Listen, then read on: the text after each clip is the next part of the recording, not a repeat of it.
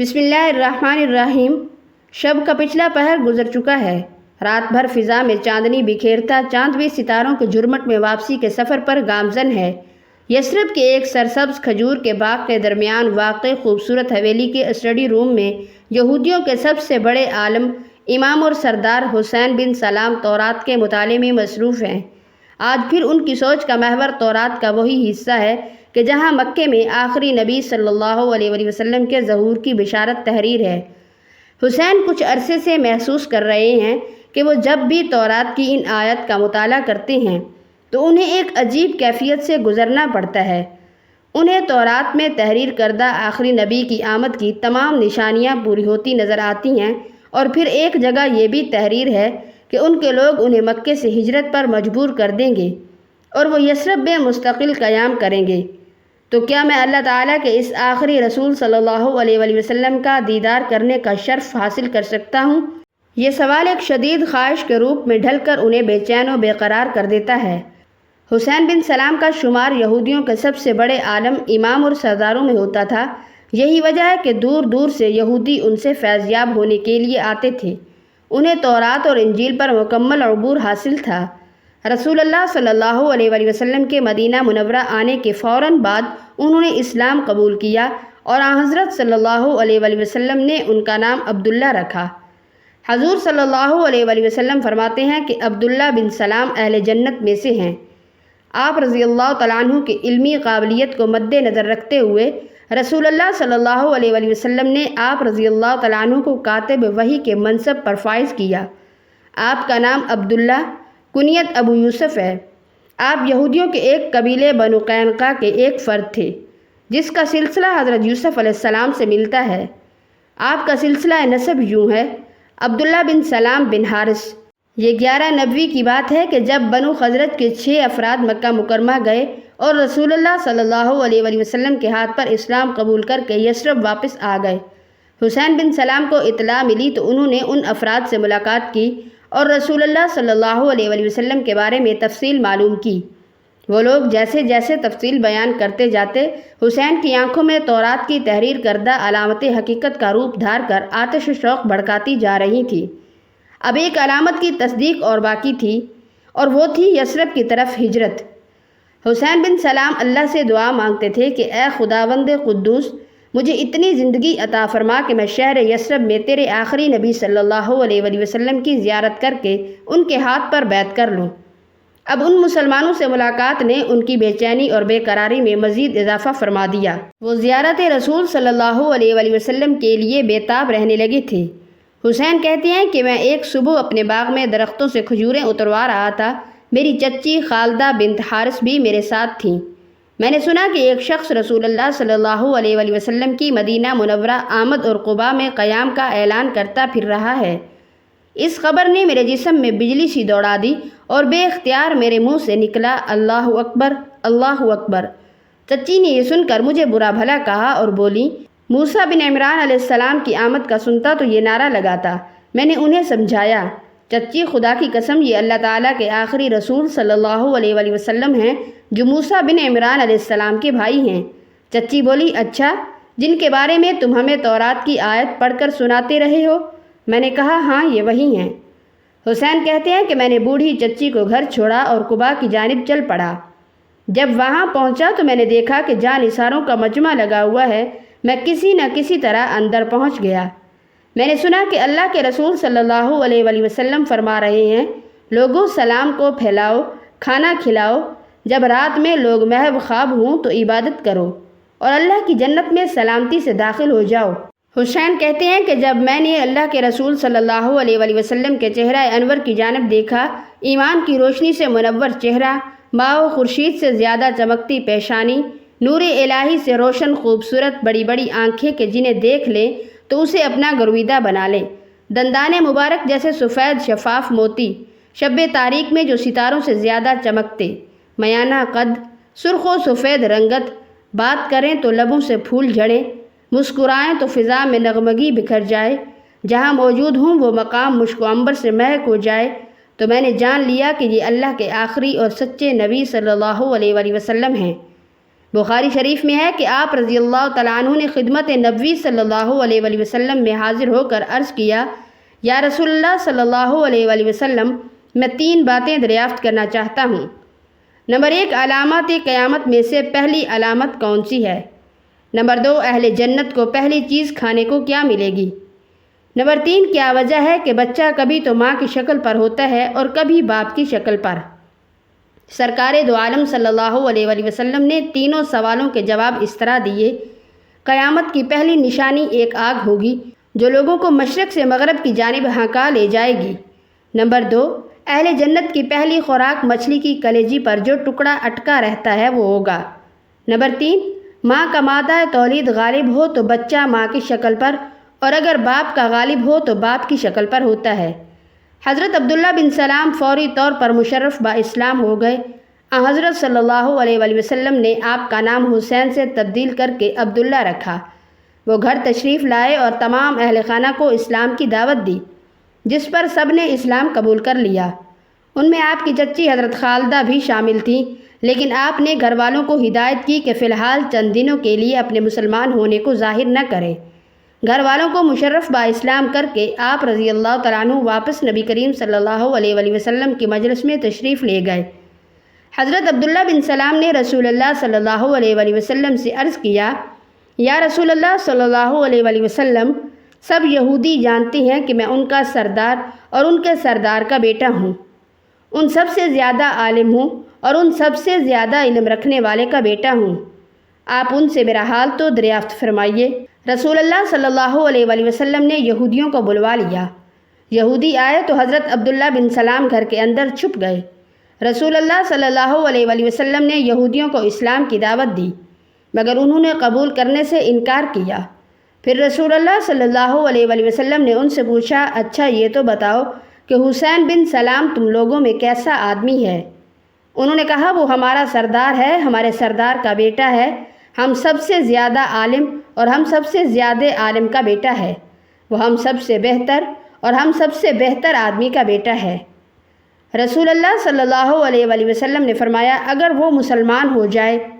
یہودی کہنے لگے، وہ ہرگز مسلمان نہیں ہوگا۔ حضور صلی اللہ علیہ وآلہ وسلم نے فرمایا، اے ابن سلام باہر آؤ۔ حضرت عبداللہ باہر آئے اور کہا، اے یہودیو، اللہ سے ڈرو، تم جانتے ہو کہ یہ اللہ کے رسول صلی اللہ علیہ وآلہ وسلم ہیں اور حق کے ساتھ آئے ہیں۔ یہودیوں نے کہا، تم جھوٹ بولتے ہو، تم سب سے بدتر اور سب سے بدتر آدمی کے بیٹے ہو۔ حضرت سعد کہتے ہیں کہ رسول اللہ صلی اللہ علیہ وآلہ وسلم نے ان کی زندگی ہی میں ان کے لیے جنت کی بشارت دے دی تھی۔ حضرت عبداللہ بن سلام کے چہرے سے خشوع ظاہر ہوتا تھا۔ ایک دن ان سے کہا گیا کہ لوگ کہتے ہیں آپ جنتی ہیں۔ کہنے لگے، اللہ کی قسم، کسی کو یہ سزا اور انہیں وہ ایسی بات کہے کہ جس کا اسے علم نہ ہو، میں تمہیں بتاتا ہوں کہ اس کی وجہ کیا ہے۔ ایک مرتبہ میں نے خواب میں دیکھا کہ میں ایک باغ میں ہوں جو بہت وسیع اور سرسبز و شاداب تھا۔ اس کے درمیان لوہے کا ایک ستون تھا جس کا اوپر کا حصہ آسمان میں تھا، اس کے اوپر ایک کڑا لگا ہوا تھا۔ مجھ سے کہا گیا کہ چڑھو۔ میں نے کہا، میں نہیں چڑھ سکتا۔ پھر ایک خادم آیا، اس نے پیچھے سے مجھے اٹھایا، پھر میں اس پر چڑھ کر اس کی بلندی تک پہنچ گیا اور وہ کڑا پکڑ لیا۔ پھر مجھ سے کہا گیا، مضبوطی سے پکڑے رہو۔ پھر میں جاگ گیا۔ میں نے یہ خواب رسول اللہ صلی اللہ علیہ وآلہ وسلم سے بیان کیا تو آپ صلی اللہ علیہ وآلہ وسلم نے فرمایا، وہ باغ اسلام ہے اور وہ ستون اسلام کا ستون ہے، وہ کڑا مضبوط کڑا ہے، تم اسلام پر قائم رہو گے یہاں تک کہ تمہیں موت آئے۔ سیدنا عثمان غنی رضی اللہ تعالیٰ عنہ کے گھر کا محاصرہ طول پکڑ گیا۔ باغیوں نے شہر مدینہ کے امن و امان کو تہس نہس کر دیا ہے۔ حضرت علی المرتضیٰ رضی اللہ تعالیٰ عنہ اپنی سب کوششیں کر چکے ہیں۔ حضرت عثمان باغیوں سے جنگ پر آمادہ نہیں اور باغی انہیں شہید کیے بغیر واپس جانے پر راضی نہیں۔ اہل مدینہ خوف کے عالم میں اپنے گھروں میں بند ہیں۔ مدینے کے گلی کوچوں میں برہنہ تلواریں لیے باغیوں کا راج ہے۔ جو حضرت عثمان غنی رضی اللہ تعالیٰ عنہ کی حمایت میں بولے گا اس کا سر قلم کر دیا جائے گا۔ لیکن اس سب کے باوجود سیدنا علی المرتضیٰ رضی اللہ تعالیٰ عنہ کے نور نظر، سیدہ فاطمہ الزہرا رضی اللہ تعالیٰ عنہ کے لخت جگر، نبی کریم صلی اللہ علیہ وآلہ وسلم کی آنکھوں کے تارے، حسنین کریمین حضرت عثمان رضی اللہ تعالیٰ عنہ کے گھر کے دروازے پر پہرے پر معمور ہیں۔ حضرت طلحہ رضی اللہ تعالیٰ عنہ اور حضرت زبیر رضی اللہ تعالیٰ عنہ کے فرزند ارجمند بھی پہرے داروں میں شامل ہیں۔ حضرت ابو ہریرہ رضی اللہ تعالیٰ عنہ بھی باغیوں کے سر کچلنے کو تیار ہیں، لیکن سیدنا عثمان غنی رضی اللہ تعالیٰ عنہ کا سختی سے حکم ہے کہ ان کی خاطر نبی صلی اللہ علیہ وآلہ وسلم کے شہر میں خون نہ بہایا جائے گا۔ بالآخر ایک دن حضرت عبداللہ بن سلام باغیوں کو مخاطب کرتے ہیں، اے لوگو، مدینے والے میرے نام سے بہت اچھی طرح واقف ہیں۔ بے شک خدا کے غضب کی تلوار میان میں ہے اور فرشتے اس شہر کی مجاورت کرتے ہیں، پس تم اس شخص کے قتل میں اللہ سے ڈرو۔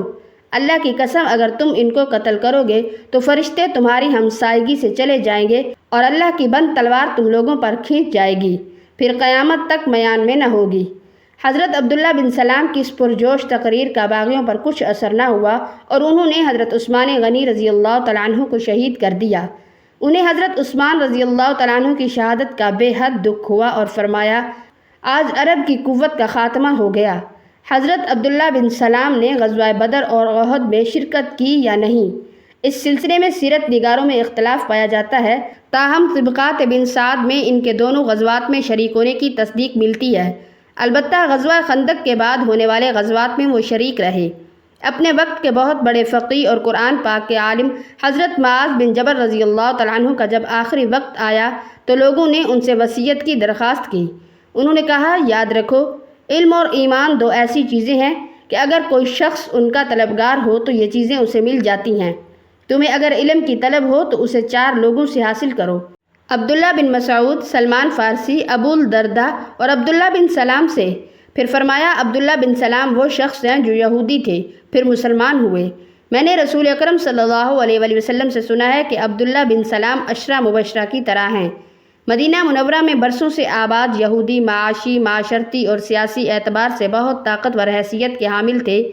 نبی کریم صلی اللہ علیہ وآلہ وسلم کو اس بات کا احساس تھا کہ مدینہ ہجرت کے بعد اگر کوئی بڑی قوت مسلمانوں کو ذکر پہنچا سکتی ہے تو وہ یہودی ہوں گے۔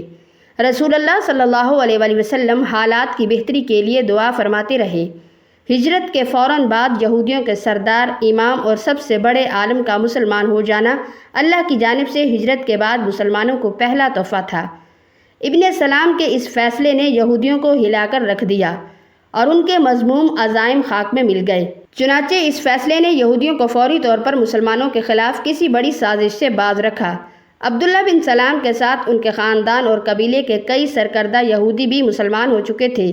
اس طرح اسلام کا انقلابی پیغام ان کے گھروں کے اندر داخل ہو چکا تھا۔ خاص طور پر یہودیوں کی نوجوان نسل کو اسلام کے انقلابی نظریے میں بہت زیادہ کشش محسوس ہوتی تھی۔ حضرت عبداللہ بن سلام کے قبول اسلام نے یہودیوں کے ناقابل تسخیر تصور کیے جانے والے اتحاد کی بنیادیں ہلا دیں۔ چنانچہ بنو عوف سمیت یہودی قبائل بنی قینقاع، بنی نفیر، بنی قریظ اور قرب و جوار کے دیگر یہودی مسلمانوں سے معاہدہ کرنے پر مجبور ہو گئے، لیکن اس کے باوجود بنی نفیر سمیت اکثر انتہا پسند یہودی مدینے سے خیبر منتقل ہو گئے۔ رسول اللہ صلی اللہ علیہ وآلہ وسلم عبداللہ بن سلام سے بہت محبت کرتے تھے اور دربار رسالت صلی اللہ علیہ وآلہ وسلم میں ان کا خاص مقام تھا، جن کی وجہ سے یہودی ہجرت کے ابتدائی دنوں میں مسلمانوں کے خلاف کوئی بڑے سازشیں کرنے میں ناکام رہے۔ اللہ جل شانہ نے قرآن کریم میں بھی آپ کا ذکر کیا ہے۔ مفسرین کے مطابق سورہ رعد کی آخری آیت اور سورہ اعقاف کی 10ویں آیت میں حضرت عبداللہ بن سلام ہی کی طرف اشارہ کیا گیا ہے۔ حضرت عبداللہ بن سلام نے 43 ہجری میں حضرت معاویہ رضی اللہ تعالیٰ عنہ کے دور حکومت میں مدینہ منورہ میں وفات پائی۔ ناظرین، اہل کتاب میں سے بعض لوگ ایسے بھی تھے جنہوں نے اسلام قبول کرنے کے بعد دوبارہ پھر کفر کا راستہ اختیار کیا۔ ایسے لوگ مرتد کہلاتے ہیں، جیسا کہ اس حدیث سے پتہ چلتا ہے۔ حضرت انس رضی اللہ تعالیٰ عنہ فرماتے ہیں کہ ایک نصرانی مسلمان ہو گیا اور اس نے سورہ بقرہ اور سورہ آل عمران پڑھ لی۔ پھر وہ حضور نبی اکرم صلی اللہ علیہ وآلہ وسلم کی خدمت اقدس میں وحی کی کتابت کرنے لگا۔